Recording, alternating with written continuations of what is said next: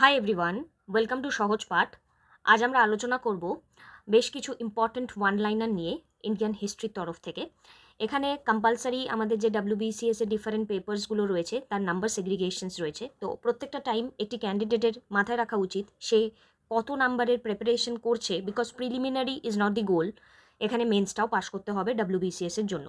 তো এখানে হিস্ট্রি আর জিওগ্রাফিতে আমাদের যে 200 মার্কসের পেপার থাকে তার মধ্যে হিস্ট্রির যে কোশ্চেন্সগুলো রয়েছে তার উপর বেস করে ইম্পর্টেন্ট কোশ্চেন্স আজকে আমরা আলোচনা করব এবং সেই রিলেটেড কনটেক্সটও তোমাদেরকে ক্লিয়ার করানোর চেষ্টা করব। তো আমরা সবাই জানি যে পলাশির যুদ্ধ বা ব্যাটেল অফ প্লাসি কোন সালে হয়েছে, 1757। এবার আরেকটি যুদ্ধ হয় পলাশির যুদ্ধের পরে, তার নাম হচ্ছে ব্যাটেল অফ বক্সার, 1764। এবার ব্যাটেল অফ পলাশি এবং ব্যাটেল অফ বক্সার এই দুটি আমাদের ভারতবর্ষের যে রূপরেখা সেই রূপরেখা পুরোটা বদলে দেয়। কারণ এই পলাশির যুদ্ধে প্রথম এখানে লর্ড যে ক্লাইভ বা রবার্ট ক্লাইভ নামে তোমরা যাকে চেনো, সে কি করে সিরাজউদ্দৌলাকে মীর জাফরের হেল্প নিয়ে হারিয়ে দেয় এবং এখানে সে বেঙ্গলকে কবজা করে নেয় নিজের কাছে। বেঙ্গলকে কবজা করে নিয়ে এই যে প্লাসির পরে ব্রিটেন বেঙ্গল একটা কনটেক্সট তৈরি হয়, মানে বেঙ্গলটা কার, ব্রিটেনের। কিন্তু এর পরবর্তী টাইমে যখন মীর জাফর এখানে মীর জাফরকে সরিয়ে দেওয়া হয়, মীর কাসিমকে আনা হয় এবং মীর কাসিমও বিরক্ত হয়ে যায় এবং সে মুঘল এবং আরও এখানে দেখা যাচ্ছে আওয়াধের রুলারের থেকে হেল্প নিয়ে যখন ব্যাটেল অফ বক্সার করে, সেই ব্যাটেল অফ বক্সারে কিন্তু আর ক্লাইভ থাকে না, সেখানে মুনরো চলে আসে এবং এই যে বক্সার, এই বক্সারে হেরে যায় এবং বক্সারে যখন আমাদের এই যৌথ রাজারা হেরে গেল তখন তারা বাধ্য হলো এখানে ব্রিটিশদের সাথে সহাবস্থানে আসতে এবং সেই যে কম্প্রোমাইজ যখন তারা করলো তার পরবর্তী টাইমে কিন্তু ব্রিটেন ইন্ডিয়া তৈরি হয়ে গেল। তাহলে কোশ্চেনটা অ্যাকচুয়ালি এতটা কথা বলবো, প্রত্যেকটা ওয়ান লাইনারেই এভাবে কথা বলে তোমাদের কনটেক্সটগুলোকে ক্লিয়ার করাবো।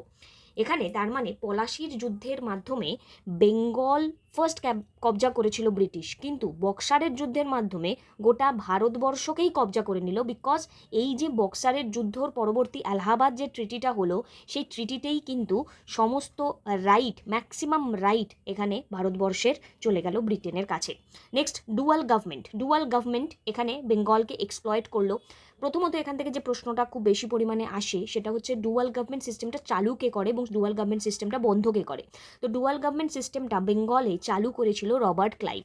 কি চালু করেছিল, এখানে ব্রিটিশ অ্যাকাউন্টেবল থাকবে না, মানে সমস্ত দায়িত্ব সমস্ত কিছু নেবে, মানে দেশের কোথায় যুদ্ধ হচ্ছে কি হচ্ছে না হচ্ছে সমস্ত কিছুর এখানে দায়িত্বভার এখানে চলে যাবে নবাবের কাছে। কিন্তু ব্রিটিশ এখানে সমস্ত দায়িত্ব এড়িয়ে টাকা পয়সা বা যাকে মেনলি বলে রেভিনিউ কালেকশন, সমস্ত কিছুর ভালোর দিকটা ব্রিটিশ নেবে। তাহলে এখানে ব্রিটিশ অ্যাকাউন্টেবিলিটিও সে নেবে না এবং নবাবকে সেইভাবে বলা যেতে পারে কোনো অথরিটিও দেবে না। এই ডুয়াল গভর্নমেন্ট সিস্টেমটার মাধ্যমেই বেঙ্গলের এক্সপ্লয়টেশন চূড়ান্ত পর্যায়ে পৌঁছায় এবং যার টাইম ফ্রেম 1765 থেকে 1772। ওয়ারেন হেস্টিং এই ডুয়াল গভর্নমেন্ট সিস্টেমটা বন্ধ করে দেন ডুয়াল গভর্নমেন্ট সিস্টেমটা ওয়ারেন হেস্টিং বন্ধ করেন এবং তিনি জুডিশিয়াল এবং রেভিনিউ সেন্ট্রালাইজেশন চালু করেন। তাহলে পরীক্ষায় যদি কোশ্চেন আসে জুডিশিয়াল রেভিনিউ সেন্ট্রালাইজেশন কে চালু করেন বেঙ্গলে, তখন উত্তর হবে ওয়ারেন হেস্টিং। এই ওয়ারেন হেস্টিংয়ের পরবর্তী টাইমেই তার সময় একটু রেগুলারাইজ করা চালু হয় সিস্টেমগুলো এবং রেগুলেটিং অ্যাক্ট বলে একটা অ্যাক্ট আসে, যেটা ব্রিটেনের প্রথম স্টেপ ইস্ট ইন্ডিয়া কোম্পানিকে এখানে কনস্টিটিউশনাল বেসিসে রেগুলেট করা। এর আগে পর্যন্ত ইস্ট ইন্ডিয়া কোম্পানি কি করছিল, নিজের মতন করে ব্যবসা করছিল এবং ব্রিটেনকে কিছু একটা বুঝিয়ে দিচ্ছিল। বাট এর পরবর্তী টাইমে দেখা যায় যে না, এই রেগুলেটিং অ্যাক্টের মাধ্যমে ইস্ট ইন্ডিয়া কোম্পানিকে রেগুলেট করা শুরু করা হয়। এর পরবর্তী টাইমে কর্নওয়ালিস আসেন এবং পার্মানেন্ট সেটেলমেন্ট, এই যে চিরস্থায়ী বন্দোবস্ত, এটি নিয়ে আসেন কে, কর্নওয়ালিসের চিরস্থায়ী বন্দোবস্তের সালও খুব ইম্পর্টেন্ট, 1793। এটি কি করা হয়, landlord class loyal to Britain, এবং এখানে দেখা যাচ্ছে যে পিজেন্ট যে চাষি যারা ছিল তাদেরকে এখানে দুর্ভিক্ষের মধ্যে পুরোপুরিভাবে ঠেলে দেওয়া হয়। কারণ এই যে পার্মানেন্ট সেটেলমেন্টের দ্বারা জমিদার যারা ছিল তারা কিন্তু আর কোনোভাবেই জমির এখানে উর্বরতা নিয়ে বা জমির মধ্যে থেকে ফসল কিভাবে বৃদ্ধি হবে তা নিয়ে মাথা ব্যথা তাদের ছিল না। তারা কি করতো, এখানে জোর জুলুম করে পিজেন্টদের থেকে টাকা কালেক্ট করতো এবং আফটার দ্যাট সেই টাকাটা নিজেদের সাধ্যমতো নিজেদের আর কি সমস্তটা রেখে দেন বাকি টাকাটা ব্রিটিশদেরকে দিয়ে দিত এবং তারা কখনোই কিন্তু যে চাষিদের ভালো মন্দ বিচার করতো না। এর পরবর্তী সন্ন্যাসী রিভল্ট একটি ইম্পর্টেন্ট পয়েন্ট। 1763 এই টাইম পিরিয়ডে আমরা দেখতে পাই সন্ন্যাসীরা ডিসপ্লেসড হয়ে যায় বিভিন্ন আলাদা আলাদা জায়গায়, তাদেরকে বাধ্য করা হয় এক জায়গা থেকে আরেক জায়গায় সরে যেতে, এবং সেই যে ডিসপ্লেসমেন্টের উপর বেস করে এখানে সন্ন্যাসী বিদ্রোহ হয়। এবং সন্ন্যাসী বিদ্রোহর যে ব্যাপারে আমরা জানতে পারি বঙ্কিমচন্দ্রের এখানে আনন্দমঠ থেকে। ওয়াহাবি মুভমেন্ট একটি মুভমেন্ট যেটি প্যান ইসলামিক মুভমেন্ট ছিল, কিন্তু এই pan Islamic movement anti British হয়ে যায় আন্ডার সৈয়দ আহমেদ বারেলভি। এবার কোশ্চেন আসে, তাই ওয়াহাবি মুভমেন্টটি কেমন মুভমেন্ট? তো এটা প্যান ইসলামিক মুভমেন্ট, ইসলাম ধর্মের সাথে কানেক্টেড ছিল, কিন্তু during the time of Syed Ahmed Barelvi তারা এখানে ব্রিটিশদের বিপক্ষে এই মুভমেন্টটাকে একটা নতুন রূপ দেয়। ইন্ডিগো রিভল্ট এখানে 1859 থেকে 60 ডিউরেশনে একটা মুভমেন্ট হয়, যেখানে এই নীল চাষের বিরোধিতা করতে গিয়ে একটা নন ভায়োলেন্ট পিজেন্ট মুভমেন্ট আমরা দেখতে পারি ইন্ডিগো রিভল্ট। সাঁওতালদের যে বিদ্রোহ হয় এটি 1855-তে, এটা কিন্তু বলা যেতে পারে যে was not a rebellion of religion, এটা কিন্তু কোনো রকম কোনো জাতি ধর্মের কোনো ব্যাপার নয়। সাঁওতাল বিদ্রোহ মানে সাঁওতাল গোষ্ঠীবর্গেরই শুধু এর সাথে কানেক্টেড থাকবে এমনটা নয়, এখানে কানেকশানটা ছিল অনেকটা বড় রকম। যেমন হচ্ছে তাদের ল্যান্ড, তাদের যে সম্মান, তাদের যে অস্তিত্ব সেটা কেড়ে নেওয়া হচ্ছিল, ল্যান্ড ডিগনিটি সার্ভাইভাল। এই ল্যান্ড ডিগনিটি সার্ভাইভালের বিপক্ষে এখানে কিন্তু সাঁওতাল বিদ্রোহ হয়ে থাকে। 1857-তে আমরা জানি যে সিপাহী বিদ্রোহ হয়। এই যে সাঁওতাল বিদ্রোহ 55-তে শুরু হলো, এটা কন্টিনিউয়াস চললো, এবং তার পরবর্তী টাইমে তার সাথে সাইমালটেনিয়াসভাবে 1857-তে সিপাহী বিদ্রোহ হয়, এবং এই বিদ্রোহটি আমরা বলা যেতে পারে ফার্স্ট ওয়ার অফ ইন্ডিপেন্ডেন্স। ঠিক আছে, ফার্স্ট ওয়ার অফ ইন্ডিপেন্ডেন্স। এবার এখানে দেখা যাচ্ছে যে এই যে ফার্স্ট ওয়ার অফ ইন্ডিপেন্ডেন্স, এই ইন্ডিপেন্ডেন্স নিয়ে অনেক সময় অনেক কোশ্চেন তৈরি হয়। তো এখানে প্রশ্নটা হচ্ছে কি, যদিও বা আগামী দিনে আমি আরও এখানে তোমাদের সাথে ভিডিও নিয়ে আসার চেষ্টা করব, তোমরা প্লিজ এই ভিডিও থেকে কিছু শিখতে পারলে ভিডিওটিকে একটি লাইক করে বন্ধুদের সাথে শেয়ার করো, বিকজ WBCS এক্সামকে টার্গেট রেখে তোমাদের কনসেপ্ট ক্লিয়ারেন্সটা খুব দরকার, শুধু MCQ করলেই হয় না, কনসেপ্ট ক্লিয়ার করাটা দরকার। সো এই যে ফার্স্ট ওয়ার অফ ইন্ডিপেন্ডেন্স, এই ফার্স্ট ওয়ার অফ ইন্ডিপেন্ডেন্সকে বিভিন্ন নাম দেওয়া হয়। এবার সেই নামটা কে দিচ্ছে, কিভাবে জিজ্ঞাসা করছে, তার উপর বেস করে কিন্তু ব্যাপারগুলি হয়ে থাকে। আচ্ছা, এই যে ফার্স্ট ওয়ার অফ ইন্ডিপেন্ডেন্সটা হলো 1857, কিসের জন্য হলো? আমরা জানি কার্তুজের জন্য হলো, এবং এই কার্তুজের জন্য এই যে বিদ্রোহটা পলাশি আমরা দেখতে পাচ্ছি যেটা চালু হলো 1757-তে। এই পলাশির যুদ্ধ, এই 1757-র পলাশির যুদ্ধ প্রায় আমরা 100 বছর বাদে যখন 1857-তে আসছি, এই 1857-তে কিন্তু এর যে ধ্বংসলীলা ব্রিটিশরা শুরু করেছিল 1757-তে, তা কিন্তু চূড়ান্ত পর্যায়ে গিয়ে আমরা অনুভব করতে পারলাম 1857-তে। এই 1857-তে এত ভয়ঙ্করভাবে আমাদের দেশের বিভিন্ন যে মানুষজন রয়েছেন তারা এখানে বিদ্রোহ করলেন, যদিও বা সমস্ত বর্গের মানুষ এই বিদ্রোহতে যোগদান করেননি বলে এই বিদ্রোহ সফলতা পায়নি, কিন্তু ব্রিটিশরা বুঝে গিয়েছিল যে এইভাবে চলতে পারে না। তাই সেই সময় ব্রিটিশদের মানে ইস্ট ইন্ডিয়া কোম্পানিকে যে পাওয়ার, সেই ইস্ট ইন্ডিয়া কোম্পানির পাওয়ার কিন্তু এখানে চলে গেল, এবং ক্রাউন রিপ্লেস দ্য কোম্পানি, মানে কোম্পানির পাওয়ার এখানে চলে এখানে ক্রাউন ও রুল চালু হলো। তাহলে কোন বিদ্রোহের পরে? এখানে ক্রাউন রুল চালু হয় 1857 বিদ্রোহের পরে। এখানে আমরা যদি বলি যে এখানে একটা ইন্ডিয়া কলোনি হয়ে গেল, কিন্তু কমার্শিয়াল ভেঞ্চার হিসেবে আর থাকলো না। মানে এতদিন ধরে ইস্ট ইন্ডিয়া কোম্পানি যে অত্যাচার চালু করেছিল, অত্যাচার করে চলছিল, সেটা কিন্তু অনেকাংশেই এই মুহূর্তে দেখা গেল ডাইরেক্টলি হলো না, বাট এই 1858 পরে এই যে ধারাটা, এই ধারার পরিবর্তন হবে, তারা অত্যাচারের স্বরূপটা বদলে দেবে। কুইন ভিক্টোরিয়ার proclamation promised non interference in religion, a promise এখানে সিলেক্টিভলি কেপ্ট। মানে কুইন ভিক্টোরিয়া এখানে সাধারণ মানুষকে তো আশ্বাস দেবে, কারণ অনেকেই মারা গেছে, অনেকের মৃত্যু হয়েছে, তো এখানে প্রোক্লেম করা হলো যে আপনাদের রিলিজিয়ান ম্যাটারে, বিকজ এই যে কার্তুজের যে ব্যাপারটা, এটা রিলিজিয়ান ছিল, এখানে হিন্দু মুসলিমের মধ্যে একটা বিরোধিতা তৈরি করার চেষ্টা করা হয়েছিল, তাদের ধর্ম ভ্রষ্ট করার চেষ্টা করা হয়েছিল।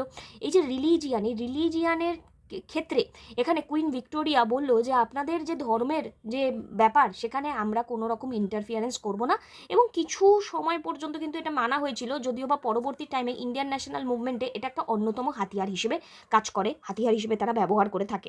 ইন্ডিয়ান কাউন্সিল অ্যাক্ট 1861-এ আসে এবং ইন্ডিয়ার এখানে নমিনেটেড সিট আমরা প্রথমবার দেখতে পারি, এবং এখানে প্রথমবার রিপ্রেজেন্টেশন উইদাউট পাওয়ার এই ঘটনাটা আমরা দেখতে পাই। লিটন যিনি ছিলেন ভাইসরয়, তিনি ভার্নাকুলার প্রেস অ্যাক্টের সাথে কানেক্টেড, এবং এই যে ভার্নাকুলার প্রেস অ্যাক্ট, তাকে গ্যাগিং অ্যাক্টও বলা হয়ে থাকে, সেই ভার্নাকুলার প্রেস অ্যাক্টকে রিপিল করা হয় রিপনের দ্বারা। রিপন করে রিপিল, আর এবার আমাকে জানতে হবে ভার্নাকুলার প্রেস অ্যাক্ট মানে কি। দেখো, ভার্নাকুলার মানে কি, আমাদের দেশীয় ভাষা। প্রেস অ্যাক্ট মানে হচ্ছে গিয়ে তখনকার টাইমে যে বিভিন্ন নিউজ পেপার বা ম্যাগাজিনে ব্রিটিশদের বিপক্ষে অনেক কিছু লেখা হতো। তো লিটন খুবই একজন দুষ্টু ব্রিটিশ ছিলেন, এবং যদিও বা ম্যাক্সিমাম সবাই এখানে আমরা বলতে পারি যে কেউই আমাদের হিতে কাজ করেনি, খুব কম লোকে হিতে কাজ করেছেন, যার মধ্যে রিপন মন্দের মধ্যে ভালো বলা যেতে পারে, উইলিয়াম বেন্টিংকে মন্দের মধ্যে ভালো বলা যেতে পারে, ম্যাকিউলেকে বলা যেতে পারে। বাট এটা যতক্ষণ না ডিটেলটা জানবে আরও ততক্ষণ হয়তো সেইভাবে ক্ল্যারিটিতে আসবে না, মনেই হবে সমস্ত ব্রিটিশই খারাপ। তো এই সমস্ত ব্রিটিশ খারাপের মধ্যে লিটন ছিলেন অন্যতম একজন খারাপ ব্রিটিশ, দুষ্টু ব্রিটিশ। তিনি কি করেছিলেন, ভার্নাকুলার প্রেস অ্যাক্টের মাধ্যমে সাধারণ যে মানুষ, সেই মানুষ যে ব্রিটিশদের বিপক্ষে নিজেদের অত্যাচারের যে ব্যাখ্যা বা অনুভূতি এখানে দিচ্ছিলেন, সেই অনুভূতিকে এখানে বন্ধ করে দেওয়ার একটা প্রকোপ তৈরি হয়, এবং বলা হয় যে ব্রিটিশদের বিপক্ষে কোনো কথা পেপারে বলা যাবে না। এই যে অ্যাক্ট, এই অ্যাক্টকেই ভার্নাকুলার প্রেস অ্যাক্ট, এই অ্যাক্টকেই পরবর্তী টাইমে রিপন কি করে, রিপিল করে দেয়। তোমরা যারা WBCS এর প্রিপারেশন নিচ্ছ, তোমরা প্রিলিমিনারি কোশ্চেন পেপার, মেন্সের প্রিভিয়াস ইয়ার কোশ্চেন পেপার সমস্ত আমাদের ওয়েবসাইটে সাবজেক্ট ওয়াইজ ভাগ করা রয়েছে এবং টপিক ওয়াইজও ভাগ করা রয়েছে, পুরো একদম আপডেট করা রয়েছে। তোমাদের যেই সেকশনটা তোমরা প্রিপারেশন করবে সেই সেকশন ওয়াইজ তোমরা এখানে চলতে পারবে, এবং এখানে দেখো সুন্দরভাবে সাবজেক্ট ওয়াইজ এখানে পুরো প্যারাগ্রাফ আলাদা আলাদা করে এখানে সেগমেন্ট করা। যখন যার প্রিপারেশন করবে তার MCQ কিন্তু প্রিভিয়াস ইয়ার প্র্যাকটিস তোমরা করতে পারবে। তো তোমরা যদি মনে করো ওয়েবসাইট ভিজিট করবে, ওয়েবসাইট ভিজিট এমনিই করতে পারো তোমরা, সহজপাঠ.co.in WBCS লিখলেই নর্মালি তোমরা সার্চ করলেই পেয়ে যাবে।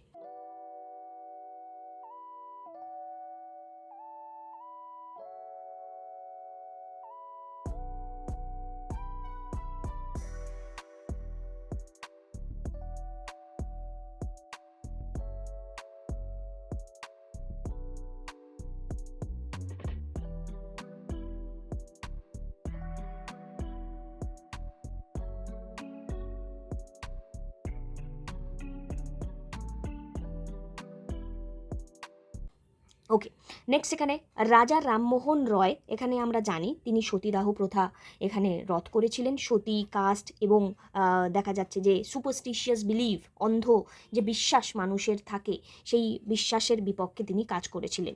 ব্রহ্ম সমাজ 1828-এ তিনি এখানে তৈরি করেন। দয়ানন্দ সরস্বতী আর্য সমাজ এখানে আনেন এবং 1875 সালে সেটি আনেন, এবং এখানে বলা হয় go back to the Vedas, ঠিক আছে, not back to the caste. বেদে যাও, বেদে এখানে কাস্টের কোনো সেগ্রিগেশন নেই, তাই বেদে যাও। নেক্সট এখানে রামকৃষ্ণ মিশন 1897 সালে এখানে তৈরি করা হয় স্বামী বিবেকানন্দের দ্বারা। Service to man is a service to God, এটা আমরা জানি, এবং তিনি বলেন service to man is the highest form of worship. Jyotiba ফুলের সত্যশোধক সমাজ 1873, ইন্ডিয়ার first organized lower caste liberation movement. এই কোয়েশ্চেনটা আসতে পারে যে ইন্ডিয়ার প্রথম organized lower class liberation movement কোনটি? জ্যোতিবা ফুলের সত্যশোধক সমাজ। আইএনসি ফর্ম হয়েছিল A.O. হিউমের দ্বারা 1885-তে। এটি আমরা যদি দেখি যে সেফটি ভালভ হিসেবে কিন্তু কাজ করে ফ্রিডম স্ট্রাগলে। এবার সেফটি ভালভ কি? 1857-তে এত বড় একটা বিদ্রোহ হয়ে গেল, এবং 1858-তে যখন এখানে ক্রাউন রুল চালু হলো তখনও কিন্তু ব্রিটিশদের মধ্যে একটা ভয় ছিল যে আবারও যদি এইরকম ঘটনা ঘটে তাহলে তো আমাদের অনেক লোক এখানে কাজ করতে চাইবে না, আমরা কিভাবে আমাদের কলোনিকে মেনটেন করব। তো তখন থেকেই এখানে আস্তে আস্তে যখন রাজা রামমোহন রয়ের মতন লোকেরা এগিয়ে এলেন এবং সমাজে জ্যোতিবা ফুলের মতন লোকেরা এখানে নিজেদের সমস্যা সমাধানের জন্য বিভিন্ন রকমভাবে আলাদা আলাদা অর্গানাইজেশন তৈরি করে করে সমাজের যে খারাপ দিকগুলি রয়েছে সেই দিকের বিপক্ষে লড়াই করা শুরু করলেন, ঠিক সেই সময়ই আমরা দেখতে পাই যে আইএনসির মতন একটি অর্গানাইজেশনের প্রয়োজনীয়তা হয়ে ওঠে। আইএনসির আগে ইন্ডিয়ান ন্যাশনাল অ্যাসোসিয়েশন, যেখানে আমরা সুরেন্দ্রনাথ ব্যানার্জিকে কিংবা দাদাভাই নরৌজির মতন ক্যারেক্টারকেও দেখতে পাই। তো অনেক বছরের প্রচেষ্টাতে 1885-তে ও হিউমের এই যে ফাউন্ডেশন, সেটি সাধারণ মানুষের অসন্তোষকে দূর করার জন্য প্রেসার কুকারের সেফটি ভালভের মতন কাজ করে। মানে কি, সাধারণ মানুষ যদি অনেক বেশি রেগে যায়, তারা ডাইরেক্ট ব্রিটিশের কাছে গিয়ে অসন্তোষ প্রকাশ করবে না, তারা তাদের একটি অর্গানাইজেশন আইএনসি তাতে অসন্তোষ প্রকাশ করবে এবং সেই অসন্তোষের কথা শুনে আইএনসি সেই সমস্যার কথা জানাবে কাকে? ব্রিটিশকে। সো এটাই হচ্ছে সেফটি ভালভ থিওরি। মডারেট যারা ছিলেন, মডারেট বা নরম দল, এবং এক্সট্রিমিস্ট যারা চরম দল। মডারেটরা প্রেয়ার, পিটিশন, প্রোটেস্ট, PPPতে বিলিভ করতেন, এক্সট্রিমিস্টরা ডিমান্ড করতেন।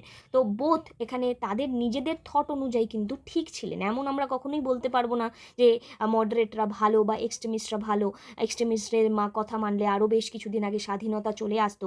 এটা ডিটেল হিস্ট্রিকে আরও জানলে বুঝতে পারবে।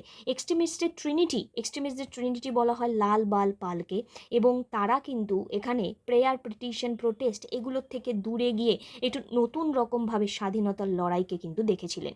পার্টিশন অফ বেঙ্গল 1905-এ হয়, এবং পার্টিশন অফ বেঙ্গল হচ্ছে একদম আর্লি একটা ইভেন্ট, যেই ইভেন্টে 1857-র পরবর্তী সময়ে আমাদের সাধারণ মানুষের অসন্তোষকে আবার ব্রিটিশরা উপলব্ধি করতে পারে। Swadeshi was just economics, it was of psychological এখানে ডিক্লারেশন অফ সেলফ ওয়ার্থ। তো স্বদেশী মুভমেন্ট, এই পার্টিশন অফ বেঙ্গলের টাইমে স্বদেশী মুভমেন্ট চালু হয়, এবং এই স্বদেশী মুভমেন্ট কিন্তু আমরা এটা বলতে পারি না যে শুধুমাত্র ইকোনমিক্সের বেসিসে আমরা সেলফ রিলায়েন্স কনসেপ্টটাকে প্রমোট করছি। সেলফ রিলায়েন্সের অর্থ কি? মানে আমরা নিজেদের জিনিসই ব্যবহার করব, ব্রিটিশি পণ্য বর্জন করব। হ্যাঁ, ব্রিটিশের যে পণ্য সেটা বর্জন করলে খুবই স্বাভাবিকভাবে ইকোনমিক্যাল একটা এফেক্ট হয়তো আমাদের পাবো, কিন্তু এটা শুধুমাত্র ইকোনমিক্যাল এফেক্ট নয় যে আমি আমার দেশের জিনিস ব্যবহার করব, এটা একটা সাইকোলজি, এটা একটা সেলফ থট। তো এই যে স্বদেশীটা শুধুমাত্র কিন্তু ইকোনমিক অ্যাঙ্গেল নয়। গান্ধীজি এখানে ফ্রিডম স্ট্রাগলে মুভমেন্ট করেন, এবং এখানে তার কাছে কিন্তু সমস্ত সময় মরাল মুভমেন্টে একটা ফোকাস পায়। তো এটা কিন্তু গান্ধীজির যে মোরালিটি বা নন ভায়োলেন্স, এটা কিন্তু শুধুমাত্র যে তার পলিটিক্যাল মুভ তা নয়, এটি তিনি ভার্চু, তার যে এখানে ন্যায় পরায়ণতা, সেটাও কিন্তু তিনি দেখিয়েছিলেন ইন্ডিয়ান ন্যাশনাল মুভমেন্টে। Non cooperation was withdrawn at Chauri Chaura, Gandhi choose purity over momentum. তো এখানে কি, গান্ধীজি এখানে চৌরি চৌরা মুভমেন্ট যখন হয়ে গেল, তার জন্য এখানে গান্ধীজি নন কোঅপারেশন মুভমেন্ট কী করলেন? উইথড্র করে দিলেন। এবার নন কোঅপারেশন মুভমেন্টটা কেন চালু করা হয়েছিল সেটাও যদি একটু জানা যায়, তো রাউলাট অ্যাক্ট ব্রিটিশরা এখানে পাস করেছিল 1919-এ, যেই কালো অ্যাক্ট 2 বা তার থেকে বেশি অধিক লোকেরা যদি একটু দাঁড়িয়ে গল্প করতো, বাইরে কথা বলতো, তাদেরকে এখানে সেডিশিয়াস চার্জে, দেশদ্রোহিতার চার্জে তাদেরকে কি করা হবে? জেলে নিয়ে যাওয়া হবে। এই যে আইন, এই কালো আইনের বিপক্ষে এখানে আমরা দেখতে পারি যে বিভিন্ন জায়গায় আস্তে আস্তে সভা হয়, এবং সেই সভার মধ্যে জালিয়ানওয়ালাবাগ বলে একটি জায়গা, 13ই এপ্রিল 1919, সেখানে এরকম একটি সভা অর্গানাইজ করা হয়। কিন্তু এই 13ই এপ্রিল 1919-এ এই যে সভা অর্গানাইজ করা হলো, সেখানে জেনারেল ও ডায়ার বলে একজন ব্যক্তি এখানে নৃশংসভাবে বহু ভারতবাসীকে মেরে ফেলেন গুলি চালিয়ে। এই ঘটনার প্রতিবাদে নন কোঅপারেশন মুভমেন্ট চালু হয়, কিন্তু এই নন কোঅপারেশন মুভমেন্টকে গান্ধীজি বলেছিলেন যে কখনোই এই মুভমেন্টকে তোমরা কিন্তু হিংসার পর্যায়ে নিয়ে যাবে না। কিন্তু এই যে মুভমেন্ট হিংসার পর্যায়ে চলে যায় চৌরি চৌরা 1922-এ, এখানে উত্তরপ্রদেশের গোরখপুর নামে একটি জেলায় এখানে বেশ কয়েকজন পুলিশ অফিসারকে জীবন্ত জ্বালিয়ে ফেলা হয়, এরকম ঘটনা দেখতে পারা যায়। এবং এই নৃশংস হত্যার কথা গান্ধীজি যখন শুনতে পান, তখন তিনি নির্দ্বিধায় এক মুহূর্ত ভাবেন না এবং নন কোঅপারেশন মুভমেন্টটিকে সেখানে স্টপ করে দেন। এবং এর পরবর্তী টাইমে আরও অনেক স্টোরি হয়। সাইমন কমিশন কবে আসে? 1927-এ আসে। সাইমন কমিশন আমাদের কনস্টিটিউশনাল ডেভেলপমেন্টের জন্য 1927-এ আসে, এবং এই সাইমন কমিশনকে আমরা কেউ পছন্দ করি না, আমরা বলি সাইমন গো ব্যাক। এখানে কোনো ইন্ডিয়ান মেম্বার না থাকার জন্য আমরা সাইমন কমিশনকে পছন্দ করি না। ডান্ডি মার্চ 1930-এ আসে, এবং ডান্ডি মার্চে এখানে লবণ আইন অমান্য করার যে আন্দোলন, তাকে আমরা ডান্ডি মার্চ বা সিভিল ডিসওবিডিয়েন্স মুভমেন্ট বলি, এবং এখানে টোটাল যে রাস্তা, সেই রাস্তা ছিল 241 মাইল। এই ডান্ডি মার্চের পরবর্তী পরবর্তী টাইমে সিভিল ডিসোবিডিয়েন্স মুভমেন্ট হয়, এটিও একটি গান্ধীজির নন ভায়োলেন্ট মুভমেন্ট। 1909-এ একটি অ্যাক্ট আসে মর্লে মিন্টো রিফর্ম নামে, যেটি পরিচিত, যেটি প্রথমবার পার্টিশনের বীজকে বপন করেছিল, সেপারেট ইলেক্টোরেট এনেছিল। 1909, দেখো অনেক সময় আমরা গুলিয়ে ফেলি 1909 আর 1919। 1919 হচ্ছে ডায়ার্কি, দেখো 19 আর 19 দুইবার আছে, ডায়ার্কি মানে দুইবার, তো 1919 আর 1909 সেপারেট, এই মাঝের শূন্যটি দুইটি নয়কে সেপারেট করে দিচ্ছে। এই যে কথাটা বললাম খুবই হয়তো সূক্ষ্ম একটা কথা, বাট পরীক্ষাতে এটাই কাজে লাগে। আমি কিন্তু এইভাবেই পড়িয়ে থাকি সহজ পাঠের, তোমরা কিন্তু এইভাবেই পড়তে পারো এবং পুরোপুরি কনসেপ্ট ক্লিয়ার করে নিজেদের কনসেপচুয়াল ক্ল্যারিটি রেখে এক্সামকে পাশ করতে পারো। মন্টেগিউ চেমসফোর্ড রিফর্ম 1919, এখানে যেটা বললাম যে dyarchy, Indians god education and agriculture, British kept finance and police, মানে কি এখানে দুটো সিস্টেম চালু হয় এবং সেখানে ইন্ডিয়ানসদেরকে এগেইন নন ইম্পর্টেন্ট সেকশনসকে দিয়ে দেওয়া হয় এবং ব্রিটিশদেরকে মেনলি ফাইন্যান্স এবং পুলিশ এই সেকশনটা রাখা হয়। এই কোশ্চেনটা আসে যে during the time of Montagu Chelmsford reform finance kept under, তো ফাইন্যান্স অবভিয়াসলি ব্রিটিশদের আন্ডারে ছিল। গভর্নমেন্ট অফ ইন্ডিয়া অ্যাক্ট আসে 1935-এ, এটা আমাদের নতুন ভাবে একটা কনস্টিটিউশন দেয়, মোস্ট ডিটেল কলোনিয়াল টাইমে যে কনস্টিটিউশনটা আমরা পাই। 1932-এর কমিউনাল অ্যাওয়ার্ড, এক্ষেত্রেও কিন্তু একটি হাতিয়ার হিসেবে এটি কাজ করা হয় এবং র্যামসে ম্যাকডোনাল্ড এটি কাজ করেন এবং আবার ভারতবাসীকে হিন্দু এবং মুসলিমের মধ্যে বিভক্ত করার একটা প্রচেষ্টা দেখা যায়। গান্ধীজি কিন্তু এই যে কমিউনাল অ্যাওয়ার্ড, এই কমিউনাল অ্যাওয়ার্ডের বিপক্ষে গেছিলেন এবং গান্ধীজি কিন্তু ফাস্টিং করেছিলেন।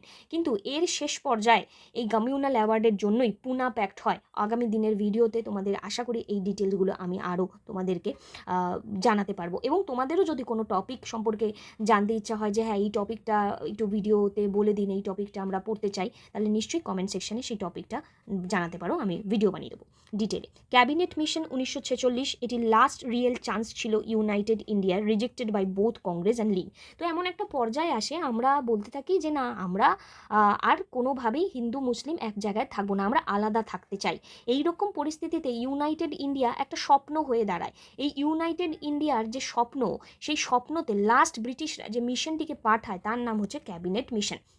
ভগৎ সিং এখানে দেখা যাচ্ছে যে didn't just throw bombs, he threw the ideas that outlasted the British Empire. Actually এই কথাটা বলা হয়েছে কারণ ভগৎ সিং এখানে অ্যাসেম্বলিতে বোম ফেলেন, তো অ্যাসেম্বলিতে বোম ফেলেন, তো ভগৎ সিং কিন্তু ইচ্ছা করে বোমটা ফেলেছিলেন। ভগৎ সিং, রাজগুরু, সুখদেব, এই তিনজনকে আমরা দেখতে পাই জ্বলন্ত প্রতিভা হিসেবে তারা কিন্তু আমাদের দেশে যে একটা নতুন রূপ দেখিয়েছিলেন যে নিজের দেশের মাটির জন্য কিভাবে আত্মবলিদান করা যায়।